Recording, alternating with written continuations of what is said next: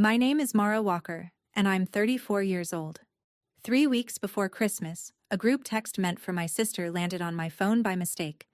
And that's how I found out I'd be spending the holidays babysitting 5 children while the rest of my family sailed the Caribbean. My mom had already told everyone I said yes. Nobody had asked me. There it was, fourth line of the itinerary, between the shuttle time and the dinner reservations. Mara has the kids, December 22nd through the 27th. Confirmed. So I changed my plans. Quietly, completely, and in writing. What my mother found on my front porch 3 days before Christmas made her scream loud enough that the neighbor turned around in his own driveway. And that was before she found out about the plane. Welcome back to Hidden Family Revenge, where family secrets come to light, and the people everyone underestimated finally get their say. Before we start, tell me where you're listening from tonight. Drop it in the comments below. And if you've ever been the one your family just assumes will say yes, make sure you subscribe, because this story is going to feel very, very familiar. Let me tell you what I was to my family in accounting terms, because accounting is what I do. I run a small tax practice in Beckett Falls, Ohio. My name on the door, 11 years of clients who bring me cookies in April. I bought my own house at 29, a little brick ranch with a porch swing, and I was proud of it for about a week, which is how long it took my mother to start calling it the spare house. Spare bedroom for visiting cousins, spare driveway for Danny's boat, spare aunt for every date night, every stomach bug, every school holiday that didn't line up with somebody's shift. I did the whole family's taxes every spring, free. I hosted Easter because my kitchen was better for it. I kept a drawer of juice boxes and spare pajamas in 3 kid sizes, and I want to be clear about something before we go any further. I love those 5 kids with my whole chest. Ava's drawings are on my refrigerator. This was never about them. It was about the fact that in 10 years, nobody had once said the words, "Are you free?" because the answer had been decided somewhere above my head, in the office of the woman who ran our family like a warehouse. My mother, Sandra. 61, sharp as a tack, never met a calendar she didn't command. Whenever I did the math out loud, the hosting, the sitting, the spring returns, she had one answer, delivered with a little squeeze of my wrist. Your family. It's not work when it's family. I believed that sentence for 20 years. In a drawer in my kitchen, under the takeout menus, there was an envelope I hadn't opened in 3 years. Remember it. It matters. In my family, every road ran through my mother. We didn't have a group dynamic. We had a switchboard. Chelsea didn't call me. Chelsea called Mom, and Mom called me, and somewhere in the relay the message got edited for content. Danny's news arrived pre-spun. My news left pre-softened. Mom kept the whole operation in a leather planner she'd carried since the 90s, birthdays and surgeries and grudges all in the same blue ink. And if you wanted to know anything about anyone, you asked Sandra, which meant you got Sandra's version. My dad, Walt, 63, was a gentleman shaped like an apology. His entire vocabulary for conflict was, "Your mother means well." Chelsea, 31, had 3 kids under 9 and the 1,000-yard stare that comes with them. Her husband Tyler traveled for work. Danny, 36, and his wife Kate had 2 little ones and a gift for arriving after the tables were set. None of them were villains. I need you to hear that. They were tired people who had been handed a convenient fact their whole adult lives. Mara's got it. Mara doesn't mind. And the person handing it to them was the only person any of us ever actually talked to. I realized once, doing the dishes after another holiday I'd hosted, that I could not remember the last time my brother and I had exchanged information directly, like 2 adults with phones. Every thread of this family ran through one set of hands. That's not a family tree. That's a fuse box. And in November of 2018, without knowing it, my mother sent one spark down the wrong wire. Here's the oldest entry in the ledger. I was 15. The whole family went to Disney World for a week. My parents, Chelsea, Danny, my aunt and uncle, a caravan of matching t-shirts. I stayed home and watched my cousin's 4 kids, ages 2 through 9, in our house, for 7 days. Now, you might reasonably ask how a 15-year-old ends up with that job. The answer is that she doesn't end up with it. She's announced into it. I found out the way I'd find out about everything for the next 20 years. My mother told a room full of people it was already settled. Mara volunteered to stay back. She's not much for rides anyway. I remember standing in the kitchen doorway hearing my own decision described to my aunt, complete with a personality I didn't have. I was 14 the last time anyone had asked me about rides. I loved rides. But here's the thing about being 15 and hearing that sentence. You do the math every kid in a family like mine learns to do. Correct her in front of everyone and I'm difficult. Say nothing and I'm wonderful. They brought me back a keychain. My mother told the story for years, glowing. Mara's just built different. Some girls are born responsible. That was the discovery of the century as far as she was concerned. A daughter who came factory-equipped with no plans of her own. A lie needs dates on it. That one was still just a rehearsal. The lie came later with dates on it. And a keychain, it turns out, is what 20 years of Christmases look like when they're small enough to fit in your hand. There was one person in my family who never used the switchboard, and that was my grandmother Nora, my mother's mother, though you'd never guess they shared a bloodline. Nora had come over from Ireland at 19, from a fishing town called Dingle on the County Kerry coast, and she carried the place in her voice until the day she died. She'd sailed out of that harbor with one suitcase and her mother's rosary, and she liked to say the sea got her here, and stubbornness did the rest. Nora was the only adult in my life who ever asked me a question and then waited for the answer. When the family assigned me things, the hosting, the watching, the staying behind, she'd find me in the kitchen after, hand me a dish towel and say, "Quiet," like a conspiracy. "And what do you want, Mara love?" I never had an answer ready. That's the part that shames me now. The question used to make my mind go white, like being handed a form in a language I'd never studied. She died in 2015. At the reading of the little she had, there was an envelope with my name on it in her slanted convent handwriting. Inside, $600 in worn 20s, a postcard of Dingle Harbor, colored boats, low green hills, and 4 words. For your someday, love. 3 years. That envelope sat in my kitchen drawer under the takeout menus. I couldn't spend it. Spending it meant deciding I had a someday, and I was fully booked being everyone else's weekday. But I knew exactly where it was, the way you know where the fire extinguisher is. December of 2018, my mother struck the match. Tuesday, November 20th, 9:42 p.m. I was at my kitchen table with a mug of tea and a client's shoebox of receipts when my phone buzzed. Mom. A long text, clearly composed with care, clearly not meant for me. It was the cruise itinerary. 6 adults, Mom, Dad, Chelsea, and Tyler, Danny and Kate. 5 nights, the Caribbean, sailing out of Port Canaveral on December 22nd, back the 27th. Shuttle times, dinner seatings, a note about formal night and Dad's good jacket. And there, 4th line down, in between the logistics, my whole holiday, decided, Mara has the kids, December 22nd to 27th. Confirmed. I read it 3 times. I actually looked behind me, like there might be another Mara in the room. 5 children. 6 days. Confirmed. A word from my own professional life. A word that means both parties signed. I set the phone down very carefully on the table, the way you set down something that's ticking. And before I could decide what I felt, it buzzed again. Second text. Same wrong thread.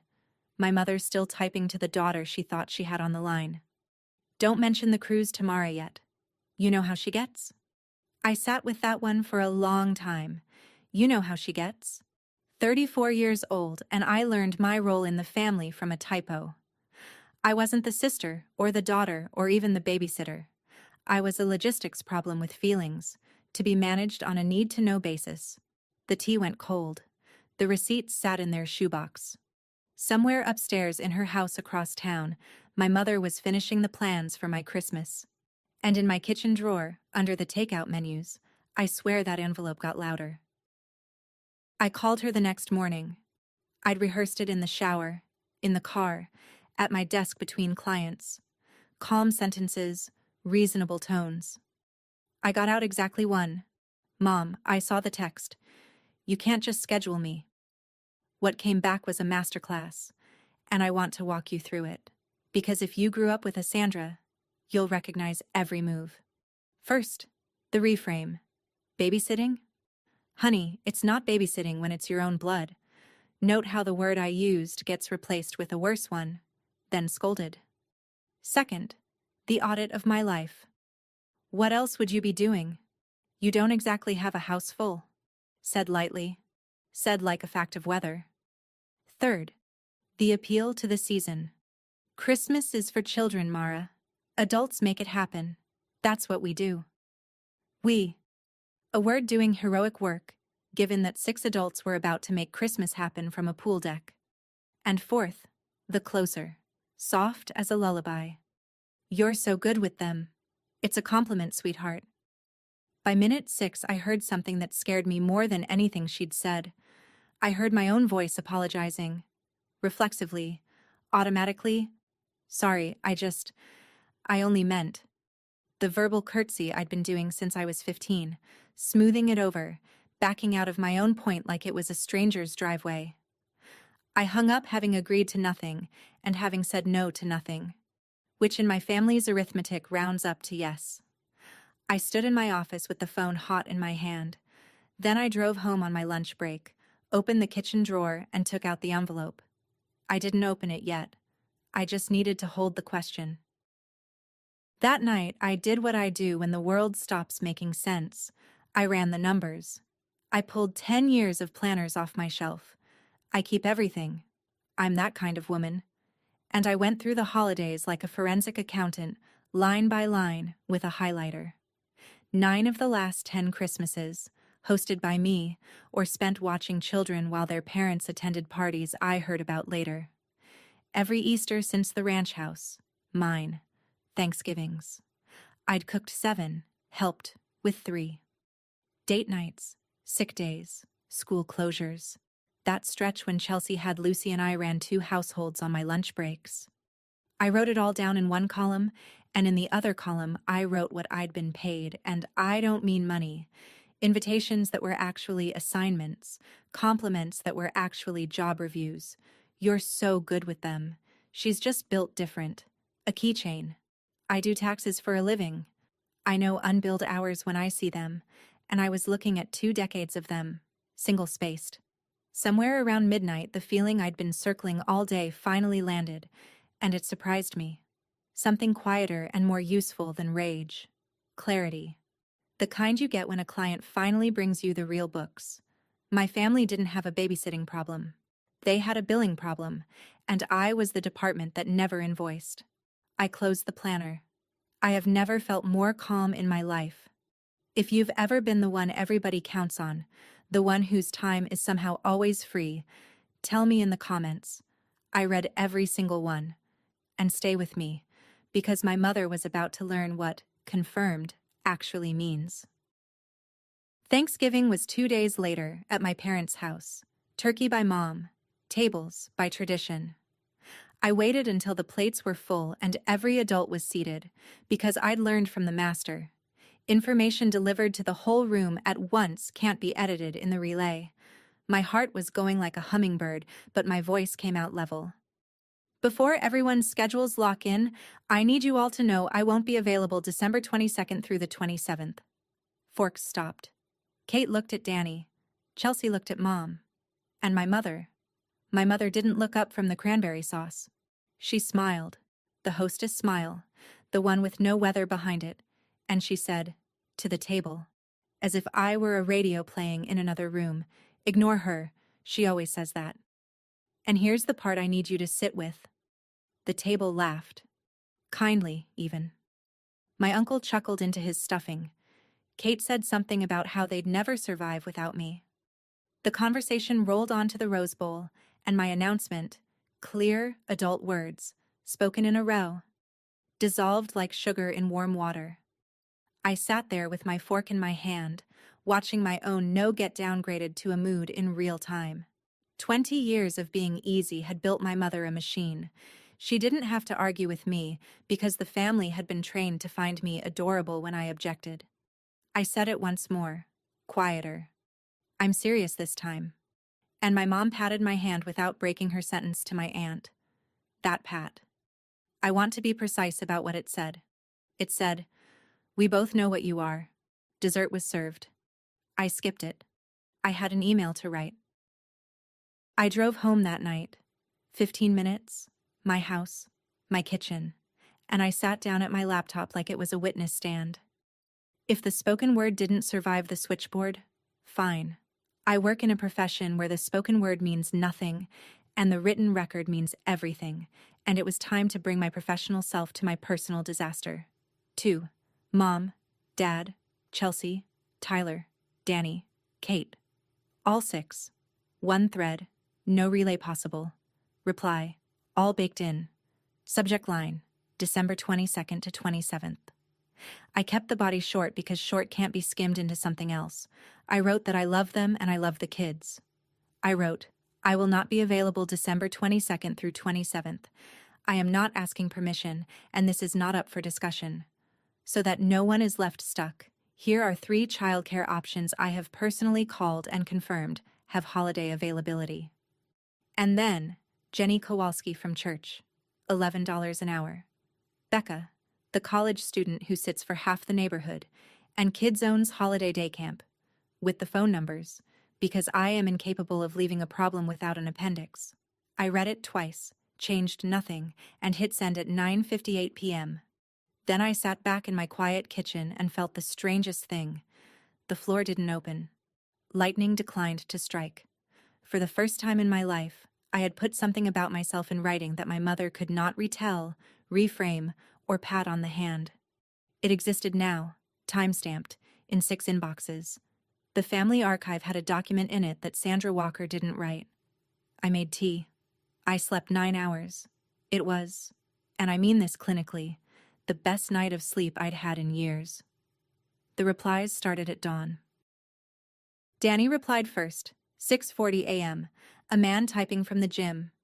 LOL, okay, drama queen. See you on the 22nd. Kate never replied at all. The message sat there under her name, seen, like a package nobody would sign for. Dad called and left a voicemail that was 90% throat clearing and ended with, "Your mother means well." And Chelsea called on her lunch break, with the sound of a toddler negotiating in the background, and her voice wasn't angry. It was exhausted, which is worse. Mara, it's one Christmas. Why are you making it a thing? I told her I'd made it a thing in writing precisely so it wouldn't become a scene, and that the sitter list was real, vetted, and would cost less than her checked bags. And then Chelsea said the sentence that rearranged the whole board. I don't get it, she said.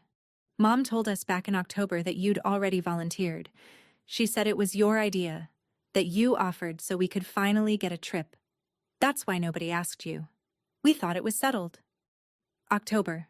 The cruise was booked in October. I looked out my office window at the parking lot and did the timeline the way I'd do it for an audit. There was no misunderstanding at the bottom of this. There was a transaction. My mother had spent my name like a gift card, told 6 people I'd offered a thing I'd never heard of, and then sat on it for 6 weeks. Don't mention it to Mara yet. Waiting for the drop-off date. That's not what happened, Chels, I said. I found out from a text sent to the wrong daughter. A long pause. Lucy babbled. Mom wouldn't just make that up, Chelsea said, but slower, like a person rereading a receipt. My mother didn't answer the email. My mother answered in person 3 days later at my office during business hours, carrying a bakery box, because Sandra Walker never arrives anywhere without a prop. She set the box on my desk between us like a chess opening and told my receptionist to hold my calls, which is a thing she said to my employee, in my office, that I pay for. And then she did something I genuinely didn't expect. She cried. Not the hostess tears, the ones with drainage control. Real ones. She sat across from me in her good coat and told me about being 14 when her own mother, my Nora, got rheumatic fever, and how she, Sandra, the eldest of 5, ran that kitchen for 2 years. Lunches packed, brothers bathed, dinner at 6, homework checked, at an age when her friends were learning to drive. Nobody asked me either, she said, and for one dangerous second the whole room tilted because there it was. The original invoice, the debt that started the ledger. My mother had been me, before me. I reached across the desk. I almost had her hand, and then she straightened her coat, and the shine came back over her eyes, and she delivered the sentence she'd actually come to deliver. Being needed is being loved, Mara. Family is what I built instead of a life, and it's the best thing I ever built. One day, you'll thank me for giving you that. She stood, patted the bakery box, and left my office having reclassified my objection as ingratitude. I sat there a long time. The box had lemon bars in it. My favorite. That's the thing about my mother. The ammunition was always something you loved. That night, I opened the envelope. 3 years it had waited under the takeout menus, and when I finally slid my thumb under the flap, it came apart soft as cloth, the way old paper does when it's been handled by someone who loved it. $600 in worn 20s, smelling faintly of rose water and the inside of a purse. The postcard, Dingle Harbor, the painted boats, hills so green they looked argued with, and her slanted convent handwriting, 4 words I'd been afraid of for 3 years. For your someday, love. I sat at my kitchen table and let myself cry for about 90 seconds. I timed it, tea kettle to whistle. And then I opened my laptop, and I built my someday like a woman building a case. Columbus to Chicago, Chicago to Shannon, departing December 22nd, 6:55 a.m., a bus from Limerick out the long green road to Dingle. A bed and breakfast 2 streets up from the harbor, run by a woman named Eileen, whose booking page said things like, "You'll want the front room, the sea's in it." And here is the detail I want you to remember, because everything that happens later stands on it. I booked the flight non-refundable. On purpose. It was $40 cheaper, but that's not why. I know myself. I am the woman who has folded every Christmas for 20 years, and I know the exact sound my own resolve makes when it cracks. So I built a door that locked from the outside. No refunds, no changes, no Mara-shaped exits. Nora's 20s covered most of it, and I covered the rest. And when the confirmation email landed, I printed it. Paper, like an accountant, like a vow. And I stood in my kitchen holding my own someday in both hands. I put the boarding pass on the refrigerator. I need to explain what the refrigerator meant in my house, because it wasn't an appliance. It was a bulletin board of other people's lives, school calendars, Chelsea's kids' art, the church potluck rota, a save the date for a wedding I was apparently driving 4 children to. The whole door was a map of where my time went. I cleared a space dead center, and I pinned my boarding pass under the strongest magnet I owned, and I stood back and looked at it the way you look at a painting you just hung. Columbus, Shannon, Walker/Mara. December 22nd, 6:55 a.m. It was the first thing on that refrigerator in 10 years that had my name on it as the passenger and not the driver. 2 days later, Chelsea stopped by to return my slow cooker. Kids in the car, engine running, a drive-by, the only visit format my family knew. She came into the kitchen mid-sentence, something about Ava's recital, and then she saw it. She stopped talking. She stood in front of my refrigerator with the slow cooker still in her arms and read my boarding pass twice, and I watched my little sister's face do something complicated. Surprise, then arithmetic, then something that looked almost like witnessing. "You're serious," she said. "I've never been more serious about anything," I said. She didn't argue. That's the part I keep coming back to. The tired little sister who'd told me to stop making it a thing looked at a piece of paper with a departure time on it and understood in 4 seconds what 3 weeks of my words hadn't landed. She left without saying much, but at 11 that night my phone lit up. "What did your email say exactly? Forward it to me." Somewhere across town, the switchboard had just lost its first subscriber. My mother, meanwhile, had stopped arguing with me entirely. I'd expect nothing less from a strategist. When the defendant won't settle, you stop talking to the defendant and start seating the jury. At church that Sunday, 3 separate women found me by the coat rack to say how wonderful I was. What a gift. How Sandra just glowed when she talked about her Mara taking the children for the cruise week. The pastor's wife squeezed my arm. She tells everyone you're the rock of that family. Aunt Patty called Tuesday, allegedly about a recipe, actually about sacrifice, and how some women are just born givers. Do you see the architecture? My mother had told the entire congregation, the extended family, the whole watching world of Beckett Falls that I was keeping those kids, announced it as settled fact, exactly like Disney World, exactly like every time. Except now the stakes were 5 children and a sailing date, and every repetition poured another inch of concrete around my no. If I went to Ireland now, I wouldn't just be declining a babysitting shift. I'd be the woman who abandoned 5 babies at Christmas after promising, because the promise had been made, publicly, extensively, in my name, by somebody else. It was brilliant, in the way that a bear trap is brilliant. She wasn't building an argument anymore. She was building a jury, and the verdict was already drafted.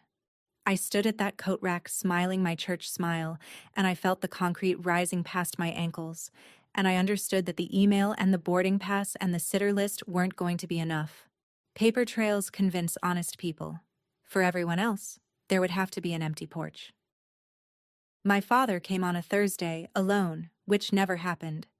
He stood on my porch holding his cap in both hands like a man at a graveside, and he sat at my kitchen table and drank the coffee I made him, and he was so visibly miserable on his errand that I wanted to hug him and also hand him back to whoever sent him, which we both knew. "Your mother means well," he opened, the family anthem. Then gently, the ask. "It's 5 days, kiddo, just this once more?" And I want to be honest with you.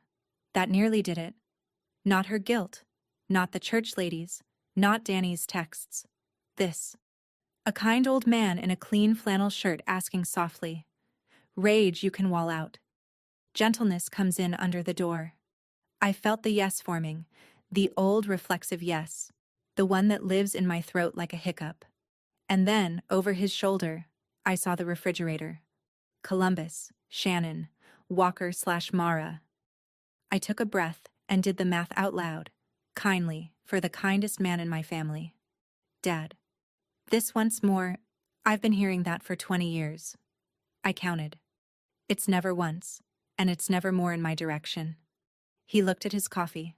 I told him about the sitters, the email, the plan, that the kids would be fine, and the only thing in danger that week was a precedent. My father is not a fast man, but he is not a stupid one. He stood at the door a long moment, cap back on, and then he said the strangest, best thing he's ever said to me. "Nora would have liked this," he said, quiet, not quite looking at me. Then he went home to his wife and told her, I later learned, that I seemed busy. The final phase was the strangest. My mother simply proceeded as if reality would fold before she did. A week out, she emailed the family the final itinerary, shuttle times, dinner seatings, and there it still was, line 4, untouched. Mara has the kids, confirmed. She called me twice that week, and I braced for battle both times, and both times she talked about the children's food preferences, Theo's dairy thing, Lucy's bedtime song, what Ava was allowed to watch. No acknowledgement that I'd said no, no reference to the email. Just gentle, administrative instructions, delivered in the tone of a woman briefing a subordinate she trusts. It was surreal. Talking to my mother that December was like arguing with a printed calendar. You could say anything you wanted to it, and it would still say, December 22nd, Mara has the kids. I understand now what she was doing, because it had worked her entire life. She was maintaining the reality she preferred until everyone else moved into it. Most people fold in the face of that much certainty. It's cheaper than the fight. And then, on December 21st at 4 p.m, my doorbell rang, and my mother stood on my porch with 2 small rolling suitcases, a unicorn one and a dinosaur one, which she set down side by side in front of my door like a delivery. She did not ask to come in. She has never had a key to my house. The porch was as far as her jurisdiction ran, and some part of her knew it. "We'll drop the rest tomorrow at 7, she said, turning to go. "Don't be dramatic. Here's the thing about people who never hear your no. Eventually, you have to show them. If you've ever had to show someone, tell me below. The airport is next. Stay with me." I stood inside my own front door and looked at those two little suitcases through the glass. The unicorn and the dinosaur, side by side in the porch light. Luggage for children whose parents had been told, by someone they trusted, that this door would open. That was the moment the whole thing stopped being about me. I didn't touch the suitcases. I picked up the phone and called Chelsea, and when she answered, I heard the TV, the dishwasher, her life. "Chels, listen to me like a sister, not like mom's daughter. Tomorrow at 7, do not bring your children to this house. I will be on a plane. My flight leaves at 6:55. This is not a bluff. It is not a mood. And it is not a negotiation that goes to a final round. There will be nobody home. Please. Protect your kids from this plan." Silence, except for the cartoon in the background. Then Chelsea said very quietly, "Mom swore you'd fold." "Not you'll fold? You'd fold. Past tense. A done deal. A forecast that had already been circulated, printed, and leaned on. That's when I finally saw the full shape of it. My no had never made it into the family's operating reality because the switchboard had been broadcasting its own weather report the entire time. "She'll cave. She always caves." "I know she did," I said. "She's been wrong since November." Another silence. Then my sister, exhausted, married to a suitcase herself half the year, 3 kids deep in a life with no margins, said the first fully load-bearing thing anyone in my family had said all month. "Okay," she said. "The kids will be with me. Go." I stood in my kitchen a long time after we hung up, breathing. One down, one left. The tall one. At 10 that night, headlights swung into my driveway again. My mother, back for the suitcases, because Chelsea had told her to bring them home. I expected the storm. Instead, when I opened the door, my mother sat down on my porch steps, in December, in her good coat, and patted the board beside her, and because she is my mother, I sat. She looked out at the dark street for a while. Then she told me about her Aunt Lorna. I'd heard the name maybe twice in my life. Lorna was Nora's sister-in-law, single, no kids, worked at the county records office for 40 years. Every Christmas of my childhood, my mother said, Lorna ran the kitchen, watched us cousins, sewed the pageant costumes, never missed one. Not one, Mara, in 50 years. That woman was the glue of this family. Her voice went warm, and I braced, and then it came. She died in February. You were small. Alone. In that little apartment. By the time anyone thought to call, it had been 4 days. My mother let that sit, then turned to me with her eyes shining, and delivered what she genuinely believed was the moral. And at her funeral, the whole family came, every single one of us, packed in the pews. That's a life, Mara. That's what it adds up to. I looked at my mother and I understood, finally and completely, that she was not lying to me and never had been. She had been to that funeral. She had seen the empty apartment and the full church, and she had done the math with the only arithmetic she'd ever been taught, and gotten worth it. My mother had learned the wrong lesson at that funeral, and she'd been teaching it to me my whole life. Mom, I said gently, who called Lorna in February? She looked at me. She didn't answer. She took the suitcases and drove home. I didn't sleep much that night. I sat at my kitchen table with 2 dead women, which sounds grim, but they were good company. Aunt Lorna, whom I'd never met, 50 Christmases of glue, 4 days of nobody calling. And my Nora, 1 suitcase out of Dingle Harbor at 19, who built a life on a boat ticket and stubbornness, and still found room to ask a quiet girl in a kitchen what she wanted. 2 women without husbands or children. 2 ways it can go. Around 1 in the morning, my thumb did a thing my brain hadn't authorized. It opened the airline app, found my reservation, and hovered over the number for changes and cancellations. I watched my own hand do it, from a distance, the way you watch weather. Because here's what nobody tells you about the last night before you keep a promise to yourself. It's not the guilt that almost gets you. It's the gravity. 20 years of orbit doesn't release you because you printed a boarding pass. The phone sat there, cancellation number glowing, 40 years of Februaries on one side and a harbor I'd never seen on the other. Then I got up, walked to the refrigerator, and took down Nora's postcard, which I'd tucked beside the boarding pass. Colored boats, green hills. For your someday, love. Some inheritances are money. Mine was a question, asked in a kitchen by the only person who ever waited for the answer, and it had been waiting 19 years. And what do you want, Mara, love? I closed the app.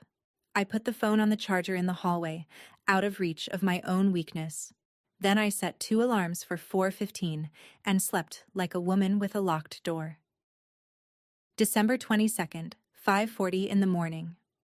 My house was dark except the stove light. My suitcase stood by the door. 1 bag, medium, mine, and the taxi's headlights came up the street right on time. I did a last walk through the way you do, touching things, locked the back door, watered the poinsettia Chelsea's kids gave me, straightened the empty magnet on the refrigerator where the boarding pass used to be. It was in my coat pocket now, folded in quarters, warm as a passport to another life. My phone had started at 5:15. Mom, missed call. Mom, missed call. Danny. Mom. A number I didn't know. Mom. Voicemail. Mom. 7 of hers by the time the taxi idled at the curb, and I want to be precise about what I did, because it matters to who I was trying to become. I silenced the ring, but I did not turn the phone off. Turning it off would have been hiding, and I was done hiding. I'd resigned from hiding in writing on November 22nd. I was leaving in the open, on a documented schedule, to a booked address. There's a difference between running away and departing. The difference is paperwork, and mine was immaculate. As the driver loaded my bag, 1 text buzzed through from Chelsea, and I read it standing in my own dark driveway with my breath hanging in the cold. Kids are with me. Go. I looked back at my house once. Porch dark, suitcases gone, refrigerator holding nothing but a magnet and a space. Then I got in the taxi and said the sentence out loud for the first time in my 34 years, just to hear how it fit in my mouth. The airport, please. International. Here's what nobody tells you about the mechanics of a first stand. Your body doesn't get the memo. My mind was made up. Had been made up since November. But at the check-in counter, my hands shook so hard I dropped my passport twice, and the agent pretended not to notice. Bless her. 20 years of training doesn't die quietly. It dies in a security line at 6 in the morning, asking you who you think you are. I put my shoes back on. I found my gate. And then, sitting at D14, well before boarding, I did the thing I'd promised myself I would do. Because there's a version of this story where I slink onto that plane dodging calls, and I refuse to be her. I called my mother back. She picked up before the first ring finished. I spoke first, and I kept my voice in the register I use for audited clients. Factual, warm, immovable. Mom, I'm at the airport. I want to say this once, directly, so it doesn't come to you through anybody. I told you in writing on November 22nd. The kids are safe. They're with their parents. And the sitter list has been in your inbox for a month. Jenny is available. KidZone has spots. Nobody is stranded except by choice. What came back started as fury and slid into inventory. She named the children, one by one. Ava, Ben, Lucy, Theo, June. Like a spell. Like a roll call of my crimes. Then, their little faces, Mara, on Christmas. I watched a plane push back from the next gate, slow and certain. I love their little faces, I said. I've loved them for free for 10 years. And I'm going. I hung up before she could reload. The gate area filled up around me with the particular humanity of a 6:55 a.m. international connection. College kids asleep on backpacks, a young mother walking a fussy baby up and down the carpet, two businessmen comparing complaints.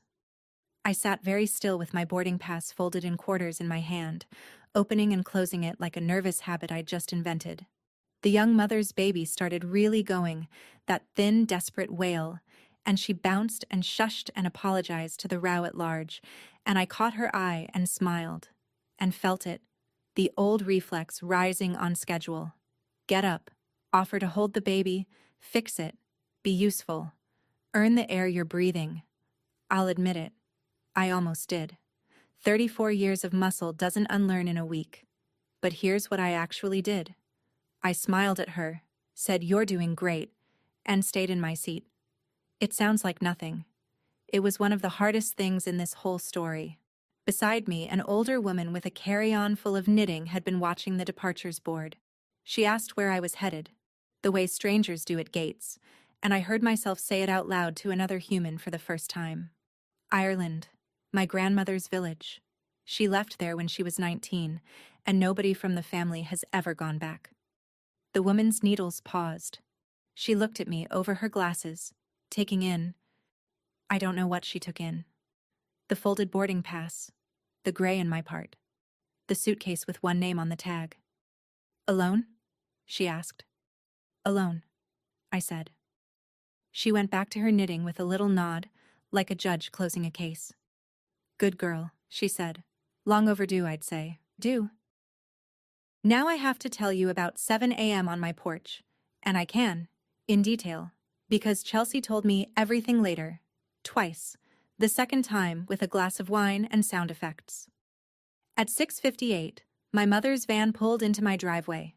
Mom driving, Danny riding shotgun with his coffee, 5 children in the back in Christmas pajamas, because the plan, the actual plan, was to deposit all 5 at my door with their bags and their snack packs on schedule.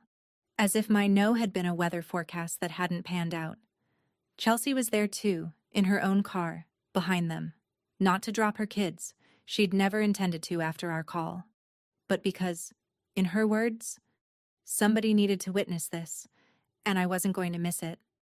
My mother marched up my walk in her church coat, rang the bell like a landlord, rang it again.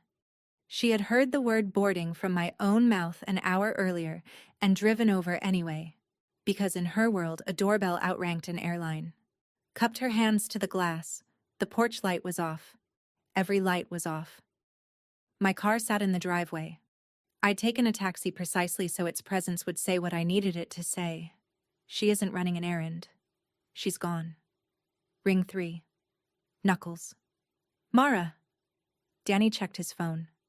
The kid's breath fogged the van windows, and my mother stepped back off my porch, looked up at my dark house standing there silent as a fact, and it began to land. Chelsea says she watched it happen in real time, the whole architecture coming down behind her mother's eyes. The itinerary, the announcement at church, the suitcases, the certainty. 20 years of she'll cave, all of it hitting the one thing Sandra Walker had never once budgeted for. A no that stayed no when the doorbell rang. My porch light was off. My mother does not believe in off. What broke her wasn't the door. It was the email. At exactly 7 o'clock a.m. I'd scheduled it the night before, because I am my mother's daughter in the ways that count and the ways that cut. A message landed in 6 inboxes at once. One line.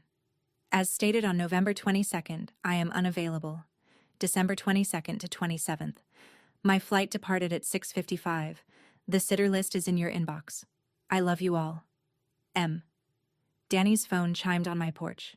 He read it, and Chelsea says his face did something between a flinch and, briefly, against his will, respect. Mom. He held up the screen. She's gone.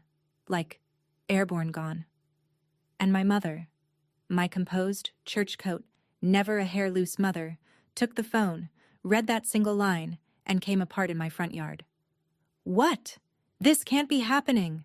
Loud enough that Mr. Fenner across the street, out with his coffee and his Christmas light extension cords, turned all the way around. She said it again, quieter, to the dark house, like the house might renegotiate. This can't be happening. She doesn't do this. And then Danny, poor Danny, who'd texted LOL OK drama queen a month earlier, scrolled down, all the way down, for the first time. The November email, the dates, the sitter names, the phone numbers, the sentence I am not asking permission. He read it standing on my porch while his mother pressed her hand to her chest, and Chelsea says he looked up with the dawning expression of a man doing his own math at last, and said the truest thing he's ever said. Mom, she told us, in writing, 3 weeks ago. You said... He stopped. Everyone knew what she'd said. She'll cave. She always does. The van full of children idled. The cruise sailed at 4. And I was somewhere over Indiana with a ginger ale. Finally off the clock. But I owe you the true climax, and it happened 40 minutes before the porch, back at gate D14, and I've saved it because it's mine. 6:10 a.m. They'd just called pre-boarding when my phone lit up one more time. Mom. And I answered. I want that on the record. I didn't dodge the last call. I took it standing at the window with the plane huge and pale in the glass, because whatever happened next, I was going to be a woman who faced it. Not one who let it go to voicemail and flinched for 30 years. Her voice was different this time. Not the hostess, not the strategist. Cracked open. The cruise leaves at 4, she said. Chelsea's flight is at noon. Everything is paid for, Mara. Everything is arranged. A breath. You are killing this family's Christmas. The gate agent called Group 1. I watched the jet bridge shudder against the plane, and then my mother played the last card in the deck, the oldest card there is, and her voice didn't rise when she played it. It dropped, flat and final, the exact tone of a door. If you get on that plane, Mara, don't bother coming back to this family. There it was. The sentence my whole life had been arranged to never hear. The fear of it had run my calendar for 20 years, had hosted the Easters and eaten the Februaries, had kept a grown woman's boarding passes pinned under other people's magnets. And standing there at the glass, I finally heard it out loud in the air instead of in my chest, and it was smaller out loud. It was just a sentence, from a frightened woman, on a porch that wasn't mine anymore. Mom, I said, and my voice came out steadier than I'd ever heard it. For 20 years, I bought my seat at your table by disappearing. If the seat only exists when I'm useful, then it was never my seat. I love you. I'm boarding now. I hung up. I did not turn the phone off. I let it ring in my pocket all the way down the jet bridge. I wanted to feel what choosing cost. Every ounce of it. The scanner beeped. The flight attendant said, "Welcome aboard." Both things were true. Seat 31A, window. We climbed out over Ohio, and I watched my whole world shrink into a quilt of white fields and gray roads, and somewhere down there was a van full of children who were going to be absolutely fine, and a cruise ship that would sail at 4 with or without its matriarch, and a porch with my mother on it. And I cried. I want to be honest about that, because the internet version of this story ends with a smirk and a cocktail, and the true version is that I cried from wheels up until the drink cart reached row 31. Not pretty crying, the deep kind, the kind that empties a storage unit. The woman next to me, a stranger in a Christmas sweater, pulled a travel pack of tissues from her bag and handed it over without a single question, which I have decided is the purest form of love available between strangers at altitude. Because here's what I was crying out, not regret. Grief. There's a version of me that got to have a mother who asked. I'd been waiting 34 years for her to show up, and somewhere over Indiana I finally buried her, and grief is the receipt you get for that. When it passed, and it did pass, somewhere over the Atlantic, between the meal service and the dimmed cabin. What was left underneath was so quiet I didn't recognize it at first. No lists, no timers, no one about to ring my doorbell. My phone was in airplane mode, and for the first time in 34 years, so was I. I ordered the ginger ale. I watched the little plane crawl across the little map. I slept over an ocean without setting an alarm for anybody, and I woke up to green. At Shannon, standing at baggage claim with my phone newly awake, I had 11 missed calls and one voicemail that mattered. Chelsea. I pressed it to my ear next to the carousel. Okay, so, update from the front. Her voice was tired and strangely light. Kate and Danny made their flight. The little ones are at Kid Zone. They love it. Theo's already got a lanyard. Tyler and I ate the tickets. We're home with the kids, and honestly, it's fine. It's kind of nice. A pause. Mom and Dad didn't go. The cruise people wouldn't refund, so that's... Yeah. She's been on the phone with the cruise line all morning, and Mara, while I was looking up the number for her texts were open, and I saw the thread from October. All of it. Mara volunteered. Don't tell her yet. She'll cave, she always does. Another pause, longer. You didn't ruin Christmas. I think Mom's been ruining yours for about 20 years, and none of us ever looked at the receipts. So, land safe. Send the kids a picture of a castle. Call me when you're settled. I stood there in an Irish airport holding the phone and let the carousel go around twice. Dingle in late December is blue dusk by 4, rain like a rumor, and colored boats knocking softly against the harbor wall. The exact boats from the postcard, I checked, standing there jet-lagged with the card in my glove. Eileen at the B&B took one look at me and put me in the front room. You'll want the front room, the C's in it. And when she heard whose granddaughter I was, she sat me by the fire and produced, within the hour, 2 neighbors and a tin of biscuits, and a story about Nora Brennan who left in a gale and wrote letters home that made the whole lane laugh. On Christmas Eve, I went to midnight mass at St. Mary's, stone walls, candlelight, carols in an accent that sounded like my grandmother reading me to sleep. Strangers shook my hand at the door and said Happy Christmas like they meant it personally. On Christmas Day, Eileen cooked, and I sat at a table I had not set, eating a dinner I had not planned, being asked questions I had never been asked, and I kept almost standing up to clear plates, and Eileen kept pointing me back down with a fork, laughing. On my last morning, I walked to the harbor early and put Nora's postcard on the seawall, boats to boats, and I said the thing I'd flown 4,000 miles to say. We made it, Nora. Both of us. Eventually. I flew home on the 28th to a full mailbox, bills, cards, and an envelope in crayon.